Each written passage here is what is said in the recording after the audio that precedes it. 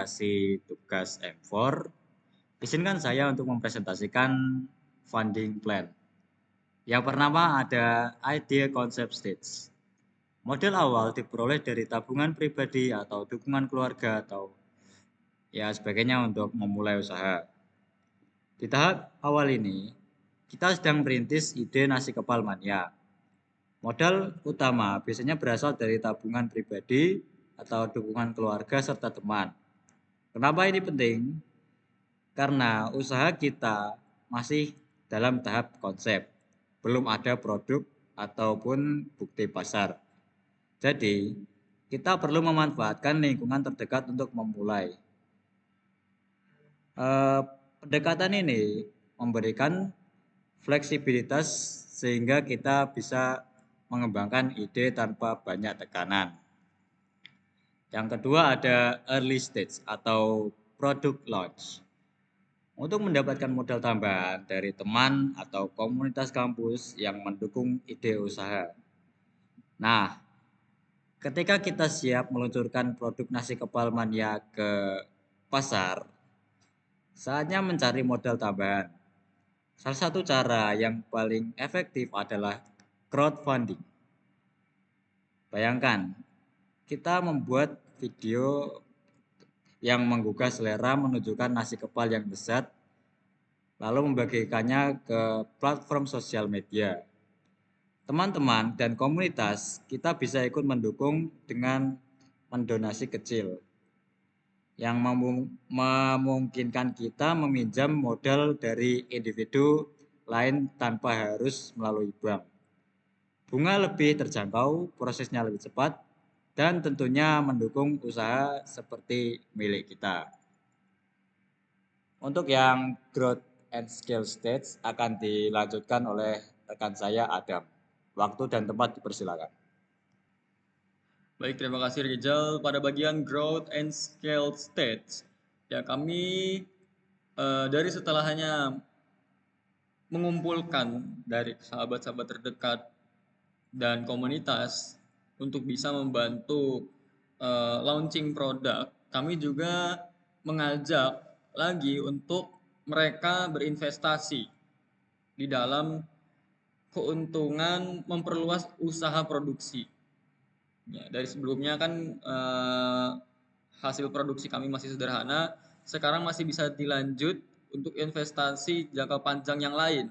Mulai itu dari pembaruan atau penambahan peralatan-peralatan yang mendukung bagi kedepannya dan juga bisa menambah di situ varian rasa bagi para konsumen yang melakukan sesi curhat-curhat dengan kami. Itu saja mengenai funding plan. Dilanjut pada bagian cash flow dan laba rugi dari hasil laporan kami ketika event KWU FISIP kami laksanakan. Dipersilahkan kepada rekan saya, Iqbal. Baik, terima kasih untuk Bapak Adam atas penjelasannya. Di sini saya akan melanjutkan penjelasan dari Bapak Adam mengenai cash flow. Untuk penerimaan kas, kami memperoleh total dari penjualan 75.000. Dan untuk pengeluaran kas seperti pembelian bahan mulai dari bahan-bahan makanan yang harus kita peroleh totalnya adalah 34.000 dengan hasil 15 porsi.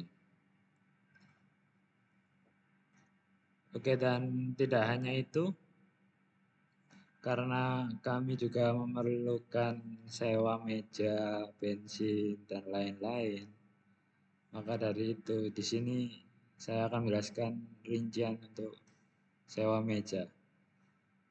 Untuk sewa meja kita menghasilkan sekitar 35.000 dan untuk bensin sekitar 20.000. Jadi kalau ditotal dari bahan, meja, dan bensin, maka akan terbilang 89.000.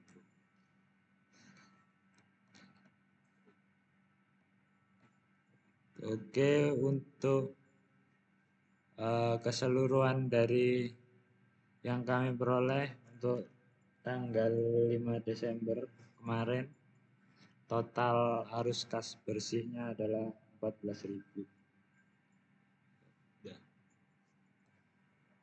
Lanjutkan dari materi sebelumnya, yaitu yang sekarang laba rugi, menerangkan kembali penjualan bersih kita sebanyak 15 porsi kurang lebih 75.000 seperti yang dikatakan Mas Iqbal tadi. Jadi total pendapatan sebanyak 75.000. Lalu yang kedua ada HPP atau harga pokok penjualan baku, harga pokok penjualan. Untuk biaya bahan baku seperti nasi, isian, dan pembungkus kurang lebih menghabiskan total biaya 34.000. Untuk laba kotornya setelah dikurangi dari penjualan bersih kami mendapatkan hasil sebanyak 41.000. Untuk yang terakhir yaitu beban operasional, karena kami membuka stand pertama kali di Visip kemarin, untuk beban sewa meja sebanyak 35.000 dan beban transport bensin motor sebanyak 20.000. Di total kurang lebih sebanyak 55.000. Dan untuk laba rugi operasional setelah kami menghitung semuanya kurang lebih mendapatkan hasil 14.000. Sekian presentasi dari kami, kurang lebihnya mohon maaf. Terima kasih. Wassalamualaikum warahmatullahi wabarakatuh.